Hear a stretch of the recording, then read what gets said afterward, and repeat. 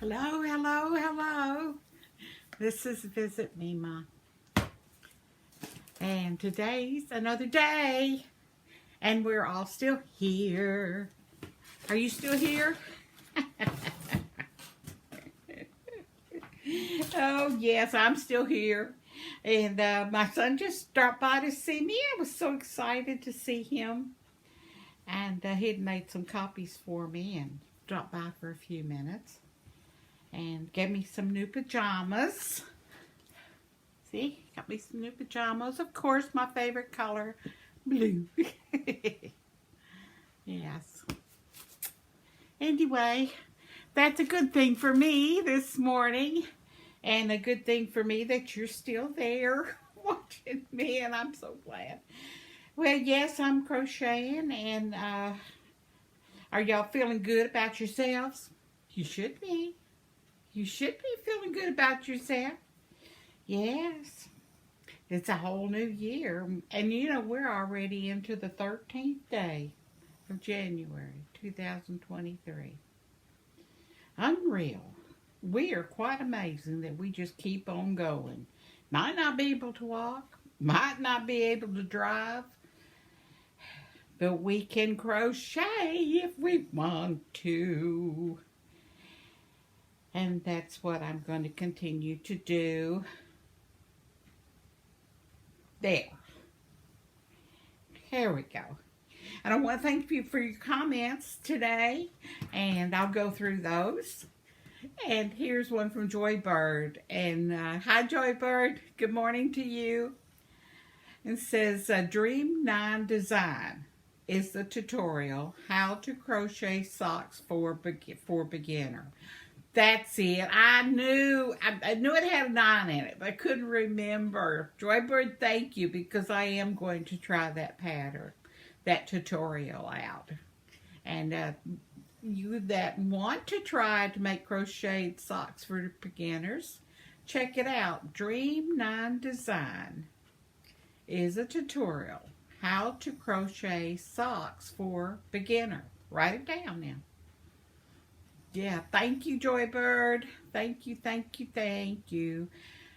And here's Teresa Davis. We'll call her Hopalong. Because she had some foot surgery. I hope you're doing well. I'm not making fun of you. I'm not. No, Teresa, I'm not making fun of you. No. I just think you're as cute as you can be. Just cute as you can be. And let's see. It says, love you, Mema, and like the story, and glad that you are doing good. Hugs. Heart, heart. Coffee, coffee. Yarn, yarn. Foot. Oh, I tell you, your sense of humor, Teresa. You and Joybird both. Y'all are just a hoot.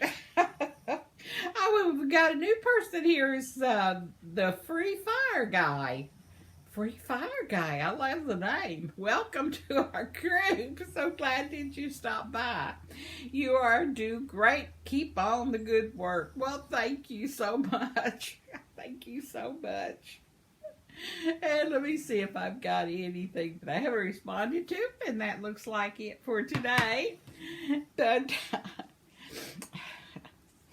you know, I've got to talk about something. Yeah, I know you think, oh no, what is she going to talk about today? Well, I don't know how to start. Okay, what are your guidelines, okay, for deciding if you need to go to an eye doctor? Now, I know some of y'all, I won't mention your name, get shots in your eyes just to see a little. To see, because it is such a blessing to be able to see. But when do you actually think, okay, first you have to have money to get glasses. So you have to put that in consideration before you see an eye doctor. But is it when you grab a glass, you knock it over because you miss it? Does that mean you're not seeing right? It's your eyes are out of kilter, or is it your hands are not working right? Which one is it? How do you decide? How do you decide? Sometimes even when I crochet lately, I'm not seeing clearly. It's like I see them, but my focus is getting hard. My eyes don't want to work together to give me a great look at something. It's like, when you scan you scan a document like into your cell phone or a check or something, they say, well, you just put the camera and hold it over the top and you're shaking. You're trying to keep your hands so steady so it'll snap the check both sides. And you think, okay, that's my coordination. Well, when they're trying to focus in on the phone to get a good snap of the check, that's how my eyes are doing now. It's like it's having a hard time getting to focus. It's working too hard. And I'm wondering now, is that my glasses? Is this something that's not right? Because to see, I have to put my glasses on and lift my head like that, okay? To see. So does the coordination that I'm failing to have is something to do with your eyes? Tell me, should I go ahead and, I have readers, and I have worn glasses most of my life for reading. Yeah, for reading or needlework, or crocheting, or, reading the back of a can of soup. All the things that we use our eyes to do. And watch TV. You got to watch your YouTube on the computers. You've got to look at the phone, see who's calling, if you have that capability, or to, you have to be able to see what's going on around you. Now, Connor does pretty good because he's a little puppy and he's blind, and he is doing fantastic. But I'm not blind. I can see. Right now, the bird feeder has a little bit of bird feed in it, and there's birds flying in and out. Now, I can't see them real well, but I know they're there. But it's not clear. But should they be clear at that distance? That's probably, 30 feet away?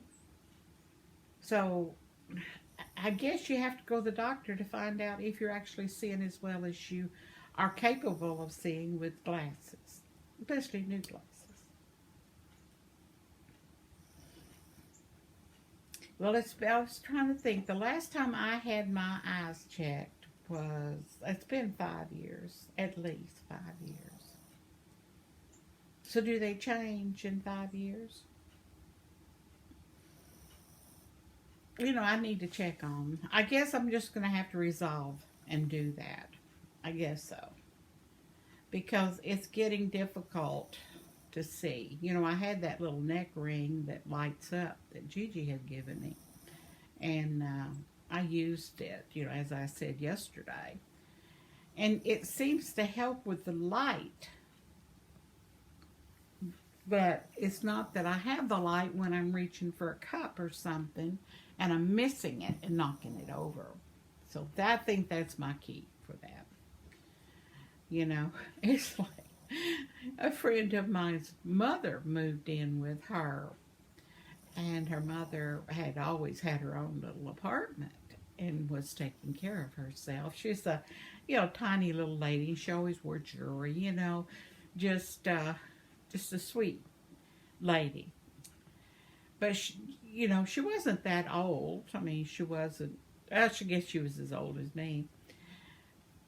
But she kept having trouble standing up. And it wasn't that her legs were giving out. No. It wasn't anything except the balance. She was sort of off. And you'd see her come in to church with her daughter, and her daughter would hold her arm, and it looked like she was having trouble walking and knowing where her feet were, like I am now. But it was sort of different. Well, you know what it was? Yes, you guessed it. Yes. She had the wrong prescription glasses, and she couldn't see to walk. Now, isn't that something? Couldn't see to walk because her balance was off because of the glasses. And her doctor picked up on it. The daughters took her mother to the doctor, a new doctor that her mom had never been to because she had lived somewhere else in another state. But when the doctor saw her moving around, he just asked her to take her glasses off. And she said her mom took her glasses off, and she says, everything's a blur. And then she said, but I can walk. So it was something in that prescription that kept her off kilter.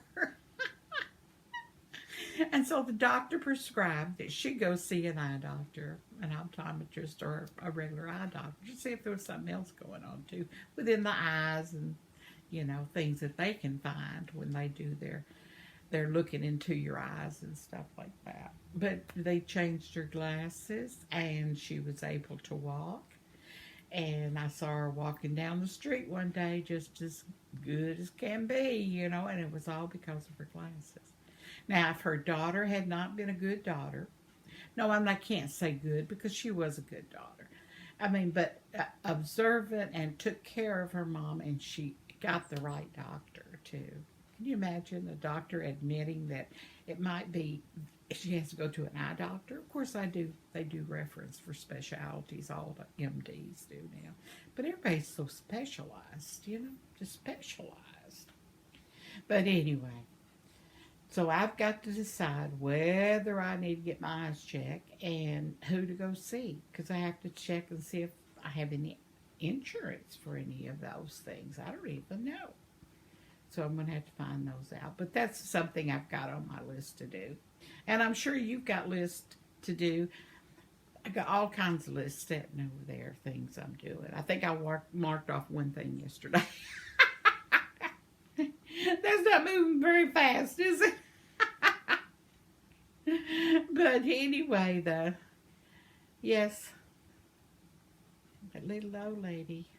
She wasn't old. Now, I'm saying that, and she wasn't any. I don't think she was as old as I am. I don't know. But we'll continue on that story. That her daughter took her dancing at this dancing place in Hardy that used to be. It's a restaurant, and they had used to be a gas station. And it had a big covered front on it, and then they put up a bandstand up there. And so at the restaurant, they started bringing bands in, and so Friday nights, Saturday nights, they would have dances downtown in Hardy. And so her daughter took her mother dancing. Well, yes, you won't believe it, but she just went out. Somebody asked her to dance. Somebody else asked her to dance. And her mother was having such a good time. She got a new boyfriend. And they went dancing every Friday night and Saturday night. And all because she could walk. And it was her glasses. She had a whole new world. And last I heard, she had moved in with her boyfriend. Because she said, well, I can't marry him because I'll lose my benefits. She says, so we're just going to live together. And she said, I never thought I would ever do that. But she's so happy. She's out on a ranch and just as happy as can be. And her mom and her daughter's happy too. Yeah, happy too. That's a true story. So always never give up hope. Keep trying, and keep hoping that something will change that'll make things better. And if it doesn't, we just sit and wait and do something better that we can have control over. But sometimes we forget what we have control over. And that's a powerful thing. You know, even if it's crocheting or making a cake. I was talking to Barbara Ann yesterday, and she says, I was making a cake, a chocolate. She loves to bake and cook. Well, she's 83 now, I think, 83. And she's always been a wonderful cook and decorated birthday cakes for people, you know, and wedding cakes, stuff like that. But she wanted to make a chocolate pudding cake, you know, chocolate pie. No, she wouldn't make a chocolate pie, that's what it was. And she was getting it all together, but she couldn't stand very long. So you know how that all is. So anyway, she finished making it, and she was going to toast the top of the meringue on the chocolate pie. And when she went to put it in the oven, yes, you know what happened. That thing slid off. She had set it on a tray, and she was taking the tray and leaning into the oven. Well, we all could probably do that when we're younger. But she evidently slanted it, and it just slid right off and just filled her. Everything just spilled. It was just a mess, she said. And then she couldn't get down to clean it up because she has trouble with her, you know, and she says, I guess I can't bake anymore. But she says, one thing, she says, it tasted good because I took a spoon and ate some. I said, well, good for you. Good for you. Just put it down as adventure. It's an avalanche adventure. Oh, well, that's life. We go on and we do what we do. But I'm all in blue. This is the pajamas top that came with the pajama bottom. So I'm going to have to wash it. But I thought maybe you might appreciate seeing how pretty it is this morning. Well, have a great day to you. Have happy thoughts. And we'll try to do a live tomorrow morning. About, I don't know. When I get up, I guess. I'm going to try to have a live, yeah, I think tomorrow morning. Because I think Noni's having one tonight, I think, yes. So anyway, hope to see you in the morning. And I will talk to you tomorrow. But remember, God has you in the palm of His hand. Pray for Mother Earth, the birds, the bees, the flowers, and the trees, and for each other. Because you are special.